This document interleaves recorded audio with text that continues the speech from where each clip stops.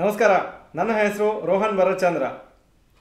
Normal ಆಗಿ ನಾವು stock ಮಾರ್ಕೆಟಲ್ಲಿ ಲಾಸ್ ಅಂತ ಹೇಳಿದರೆ ನಾವೇನು ತಿಳ್ಕೊಳ್ತೀವಿ, ಯಾವುದೋ ಒಂದು ಸ್ಟಾಕನ್ನು ತುಂಬ ಹೈ ರೇಟಲ್ಲಿ ಬೈ ಮಾಡಿರ್ತೀವಿ, ಅದನ್ನು ಕಮ್ಮಿ ರೇಟಿಗೆ ಸೇಲ್ ಮಾಡಿರ್ತೀವಿ, ಅದಕ್ಕೆ ಲಾಸ್ ಆಗಿರ್ತದಂತ. ಆದರೆ ಬೇರೆ ಥರದಲ್ಲೂ ಸ್ಟಾಕ್ ಮಾರ್ಕೆಟಲ್ಲಿ ಲಾಸ್ ಮಾಡಲಿಕ್ಕೆ ಸಾಧ್ಯತೆ ಇದೆ. ಏನಂತ ಈ ವಿಡಿಯೋಲಿ ಎಕ್ಸ್ಪ್ಲೇನ್ ಮಾಡ್ತೀನಿ. ಒಂದು ಮೆಥಡ್ ಏನಂದರೆ, ನಾವು ನಮ್ಮ ಇನ್ವೆಸ್ಟ್ಮೆಂಟನ್ನು ಲೇಟಾಗಿ ಸ್ಟಾರ್ಟ್ ಮಾಡೋದು. ಎರಡನೇದು, ಅಮೌಂಟು ಎಷ್ಟು ನಮಗೆ ಕೆಪಾಸಿಟಿ ಇದೆ ಅದಕ್ಕಿಂತ ಕಮ್ಮಿ ಹಾಕ್ತಾ ಇರೋದು. ಆವಾಗಲೂ ನಮಗೆ ಏನೊಂದು ಕಾರ್ಪಸ್ ರೆಡಿ ಆಗುತ್ತೆ ಲಾಂಗ್ ಟರ್ಮಿಗೆ, ಆ ಕಾರ್ಪಸ್ ಏನು ಬರಬೇಕಿತ್ತು ಅದು ಬರೋದಿಲ್ಲ, ಯಾಕಂದರೆ ಕೆಲವು ಮಿಸ್ಟೇಕ್ಸ್ ಈ ಥರ ಮಾಡಿರ್ತೀವಿ. ಮೊದಲನೇದು, to start investing late in life.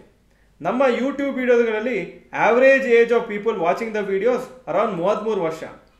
ಹಾಗೂ ಇವರೆಲ್ಲನೂ ರೀಸೆಂಟಾಗಿ last 1 year, 2 years, 3 years, 5 years ಒಳಗೆ ಇನ್ವೆಸ್ಟ್ಮೆಂಟ್ ಶುರು ಮಾಡಿರ್ತಾರೆ ಸ್ಟಾಕ್ ಮಾರ್ಕೆಟಲ್ಲಿ. ಹಾಗೂ ಸುಮಾರು ಜನ 40, 45, 50 years ಇರ್ತಾರೆ. ಅವರು 23 ವರ್ಷಕ್ಕೆ ಎಜುಕೇಷನ್ ಮುಗಿಸಿರ್ಬೋದು, ಹಾಗೂ 10 ವರ್ಷಕ್ಕಂತೂ ಅವರು ಇನ್ವೆಸ್ಟ್ಮೆಂಟನ್ನು ಸ್ಟಾರ್ಟ್ ಮಾಡಿರಲ್ಲ.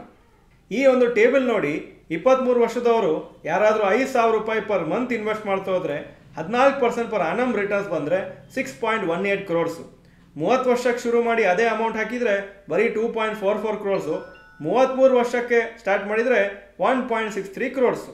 50 ವರ್ಷಕ್ಕೆ ಏನಾದರೂ ಸ್ಟಾರ್ಟ್ ಮಾಡಿದರೆ ಆವಾಗ 5,000 ಪರ್ ಮಂತ್ ತುಂಬ ಸ್ಮಾಲ್ ಅಮೌಂಟ್ ಆಗುತ್ತೆ. 14% ಬಂದರೂ 13.22 lakhs ಮಾತ್ರ ಬರ್ತಾ ಇದೆ. ಸೊ ನಿಮಗೆ ಕಾಣಿಸುತ್ತೆ ಎಷ್ಟು ಲೇಟ್ ಆಗ್ತಾ ಇದೆ, ಫೈನಲ್ ಕಾರ್ಪಸ್ ಕಮ್ಮಿ ಆಗ್ತಾ ಬರ್ತಾ ಇದೆ. ಡಿಫ್ರೆನ್ಸ್ ಏನಿದೆ, ಯಾರೊಬ್ಬರು 23 ವರ್ಷಕ್ಕೆ ಸ್ಟಾರ್ಟ್ ಮಾಡಿದ್ರು, ಇನ್ನೊಬ್ರು 33 ವರ್ಷಕ್ಕೆ ಸ್ಟಾರ್ಟ್ ಮಾಡಿದ್ರು, ಅದೇ 5,000 ರೂಪಾಯಿ ಪರ್ ಮಂತ್ ಆಗ್ತಾ ಹೋದರೆ ಡಿಫ್ರೆನ್ಸು 6.18 crores ಮೈನಸ್ 1.63 crores, 4.55 ಕೋಟಿ ಮಿಸ್ ಆಯಿತು because of 10 years of delay.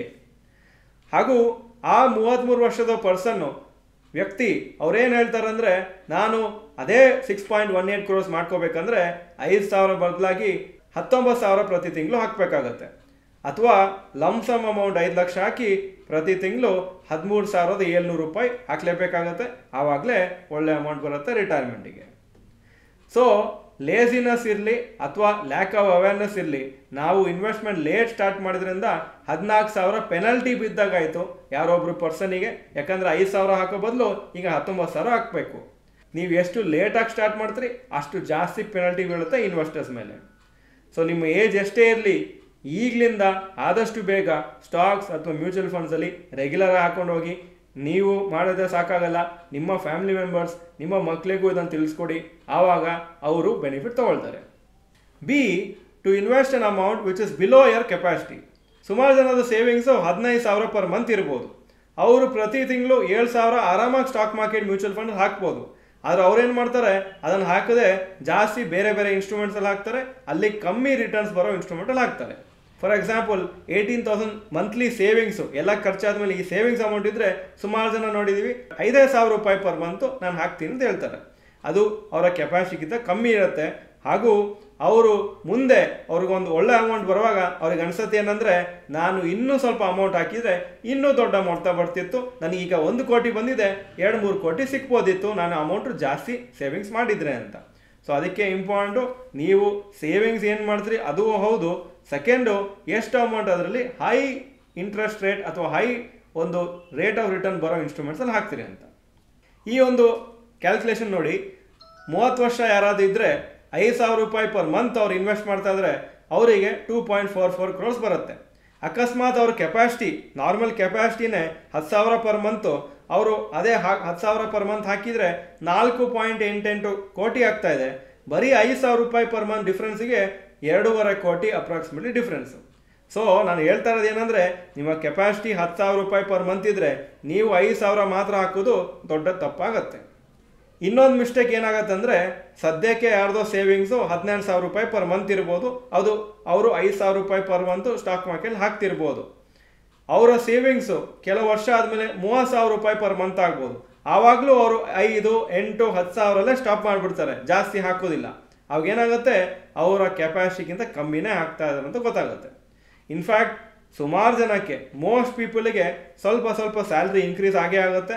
ವರ್ಷಕ್ಕೆ ಅವರು 5% ಅಥವಾ 10% ಅವರ ಇನ್ವೆಸ್ಟ್ಮೆಂಟ್ ಜಾಸ್ತಿ ಮಾಡ್ತಾ ಹೋಗ್ಬೋದು. 5,000 ಪರ್ ಮಂತು ಇವತ್ತು ಹಾಕ್ತಾ ಇರ್ಬೋದು ಈ ವರ್ಷ, ನೆಕ್ಸ್ಟ್ ಇಯರು 2ನೇ ವರ್ಷ 5% ಇನ್ಕ್ರೀಸ್ ಮಾಡಿದರೆ 5,250 ಪರ್ ಮಂತು, ಮೂರನೇ ವರ್ಷ 5250ಗೆ ಇನ್ನೊಂದು 5% ಇನ್ಕ್ರೀಸ್ ಮಾಡಿದರೆ 5513 ಇದೇ ಥರ ಕಂಟಿನ್ಯೂ ಮಾಡ್ತಾ ಹೋಗೋದು.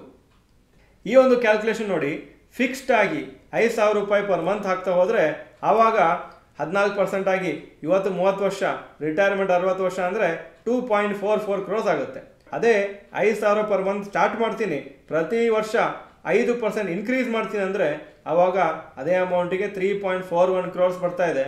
5% ಇನ್ಕ್ರೀಸ್ ಆಗಿದ್ರಿಂದ 0.97 crores ಜಾಸ್ತಿ ಆಗಿದೆ, ಅಥವಾ 97 lakhs ಜಾಸ್ತಿ ಆಗಿದೆ.